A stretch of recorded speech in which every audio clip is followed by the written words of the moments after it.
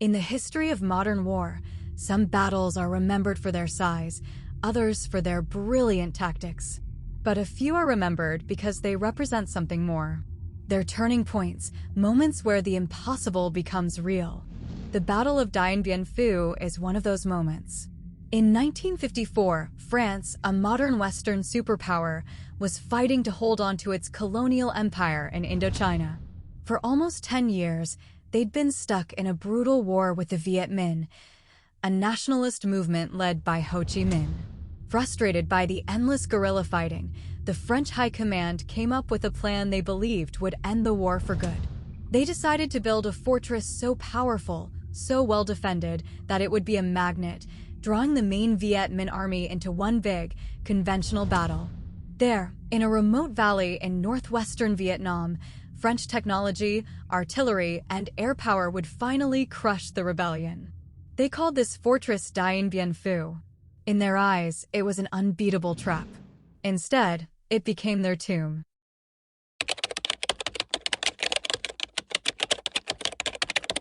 In 1954, the French army built a fortress they called Unbeatable. It was a trap designed to lure their enemy into a final battle and obliterate them with superior firepower. But they made one fatal mistake. They never imagined their enemy could perform a miracle. How did a revolutionary army, with nothing but sheer human will, haul hundreds of cannons over mountains by hand and turn an unbeatable fortress into one of the greatest military traps in modern history?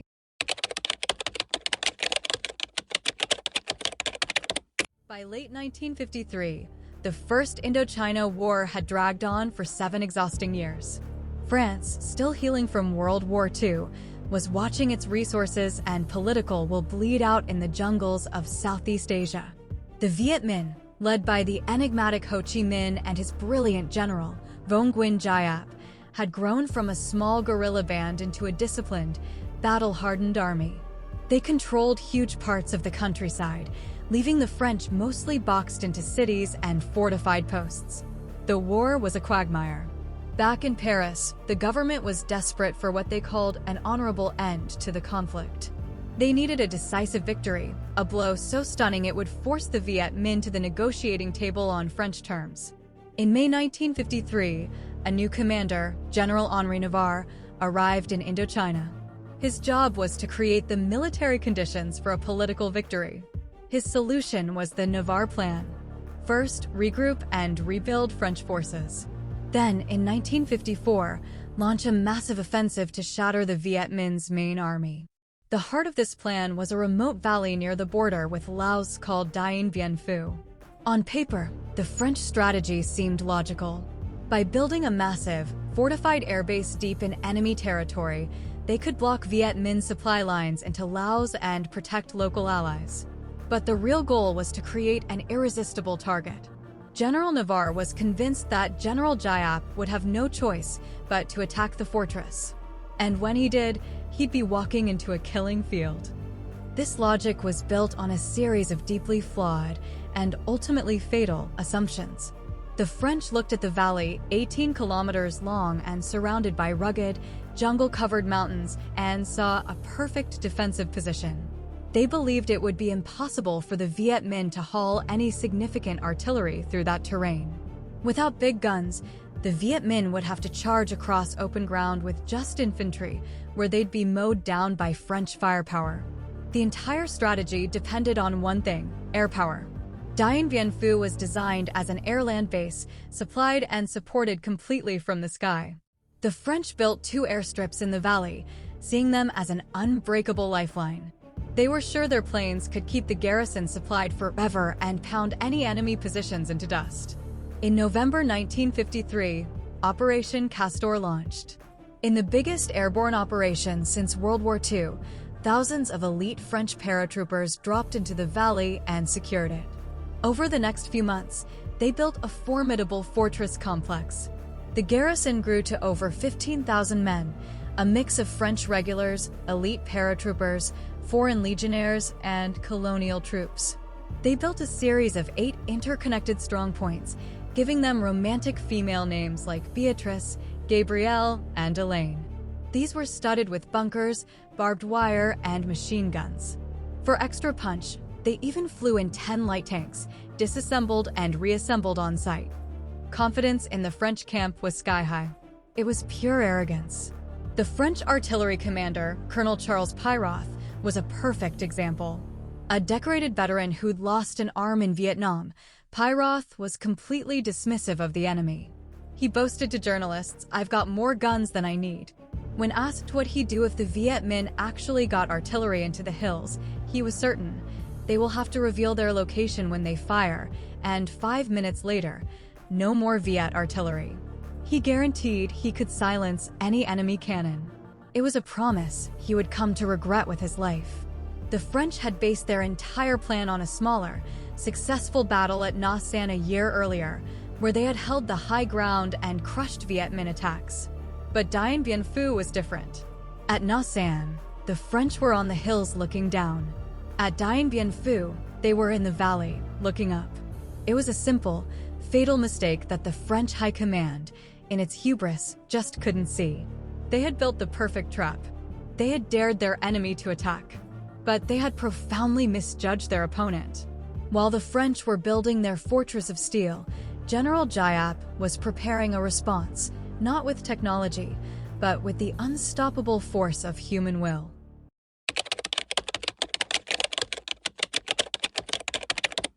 Where the French saw an impassable barrier in the mountains around Dien Bien Phu, General Nguyen Giap saw a highway. Giap, a former history teacher with no formal military training, was a strategic genius with an iron will.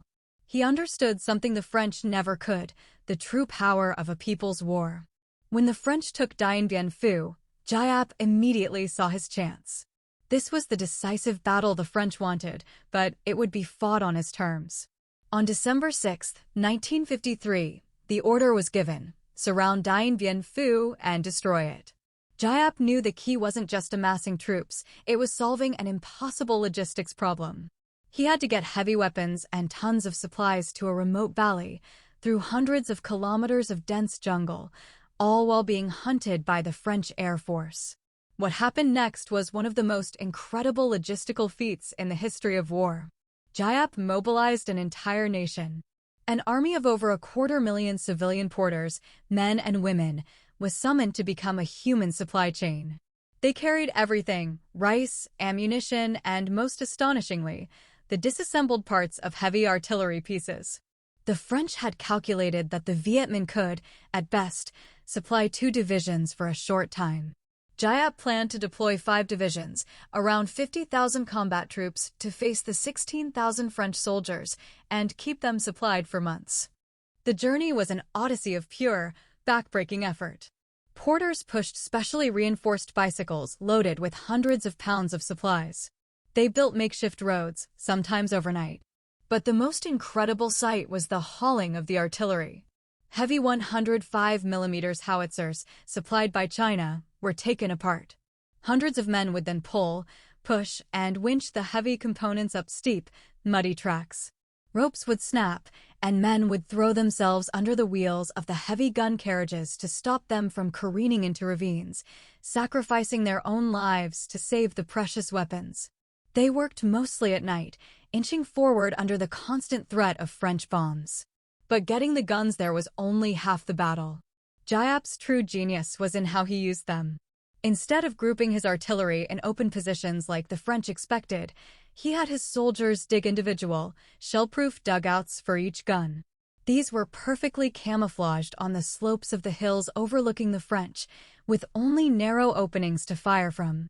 This made the French counter-battery fire, which Colonel Pyroth was so confident in, almost useless. The French were looking for big targets. Giap gave them hundreds of tiny, invisible ones. He had turned the valley into a giant shooting gallery, with the French garrison right in the bullseye.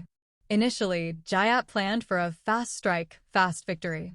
But on January 26th, he made a historic decision. Realizing the French were more fortified than he thought, he switched the entire strategy to steady fight, steady advance. He wouldn't risk his army in one big gamble. Instead, he would use a slow, strangling siege. He ordered his men to pull the cannons out and redeploy them for a longer battle, an agonizing reversal of their monumental effort. The fact that his troops obeyed without question is a testament to their discipline. They would dig in, tighten the noose, and bleed the French dry. Inside their valley, the French remained blissfully unaware of the storm gathering around them. Their world was about to come crashing down. On March 13, 1954, at 5 p.m., the storm broke. Hundreds of Viet Minh cannons, which the French believed didn't exist, unleashed a devastating barrage on the northernmost strongpoint, Beatrice. The accuracy and intensity were shocking. Bunkers collapsed. Command posts vanished. The French were caught in complete surprise. Within hours, Beatrice was overrun. The psychological shock was as devastating as the physical one. No one was more shattered than Colonel Pyroth. His promise to silence the enemy guns was a catastrophic failure. 2 days later, overcome with shame, Colonel Pyroth went into his dugout, pulled the pin from a grenade, and killed himself. The next day, the Viet Minh pounded strongpoint Gabriel, and it too fell. The northern anchor of the French defense was gone in just 2 days. Then came the critical blow, the airstrip. Giap's artillery relentlessly targeted the runways. Landing a plane became a suicide mission. Soon, the French had to abandon landings altogether. The vital lifeline of their entire strategy was cut. From then on, all supplies had to be dropped by parachute, a horribly inaccurate method that often sent precious food and ammunition drifting into enemy hands. The fortress had become a prison. Now Giap's steady fight, steady advance strategy entered its most grueling phase. The Viet Minh started digging. Under a constant rain of French artillery and napalm, tens of thousands of soldiers dug a massive network of trenches, slowly encircling the French positions. The battlefield began to look like the Western Front of World War I, a hellcape of mud and craters.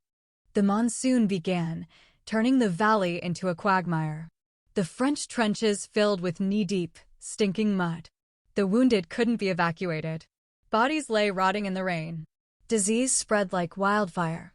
For the French soldiers trapped in the shrinking perimeter, life was a living nightmare.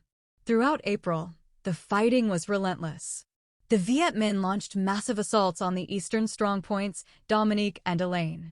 The French, especially the elite paratroopers, fought back with incredible courage, launching desperate counterattacks. But it was no use. The French were outnumbered nearly 5-1. They were outgunned. Their supply situation was a disaster. The supposedly unbeatable fortress was being squeezed to death.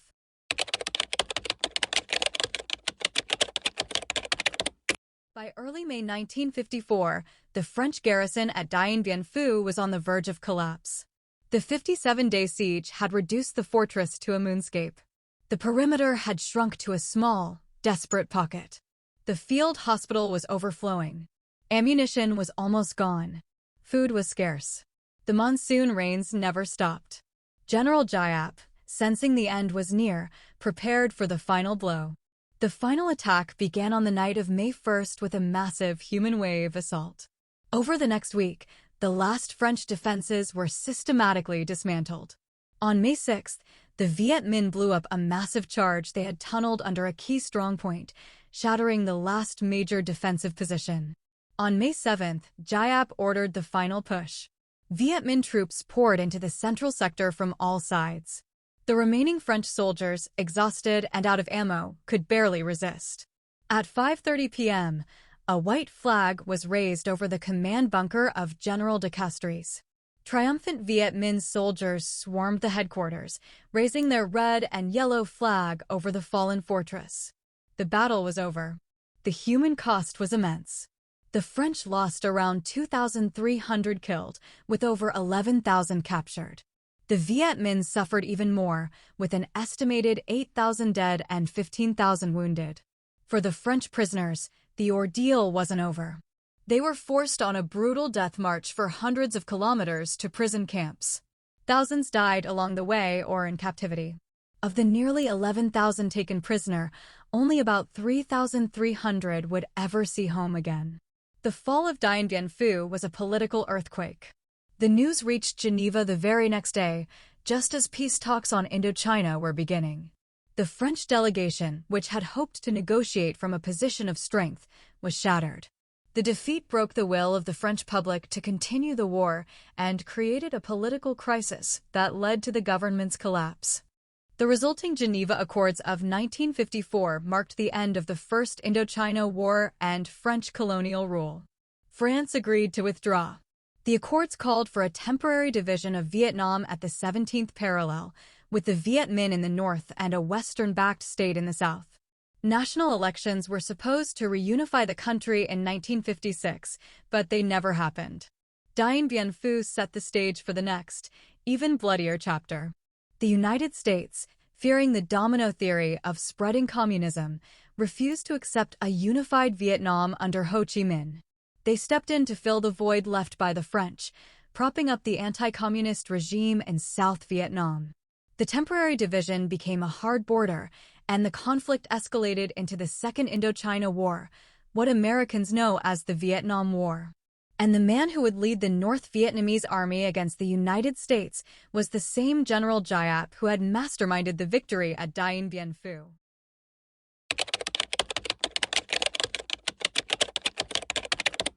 The story of Dien Bien Phu is a powerful reminder of how ingenuity and determination can overcome even the most formidable military power.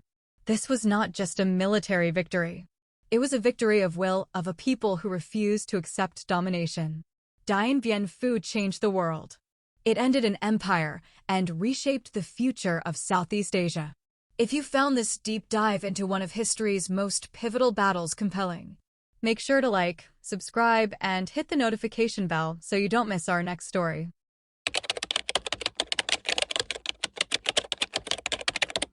So, how did Vietnam defeat France at Dien Bien Phu? It was a story of French arrogance versus Vietnamese genius. The French fell victim to their own hubris. They underestimated their enemy. They gave up the high ground, a cardinal sin in war, and they staked everything on an air bridge they couldn't protect. The Viet Minh won through brilliant strategy, an unbelievable logistical effort, and tactical innovation. General Giap outthought his opponents at every turn. He turned a logistical nightmare into a triumph of human will, bringing overwhelming firepower to a place the French thought was impossible. He refused to fight the battle the French wanted, choosing instead a slow, agonizing siege that exploited every French weakness. And his soldiers and the civilians who supported them showed a level of sacrifice the colonial army could never match. Dien Bien Phu was the end of French Indochina. For the first time in the modern era, a non-European independence movement had defeated a major Western power in a head-to-head battle. Its victory cry echoed across the globe, inspiring anti-colonial movements everywhere. It proved that a modern army, with its tanks and planes, could be defeated by an army of ordinary people fighting for their own land, their own freedom, and their own future. The unbeatable fortress became a tomb, and in its ashes, a new Vietnam was born.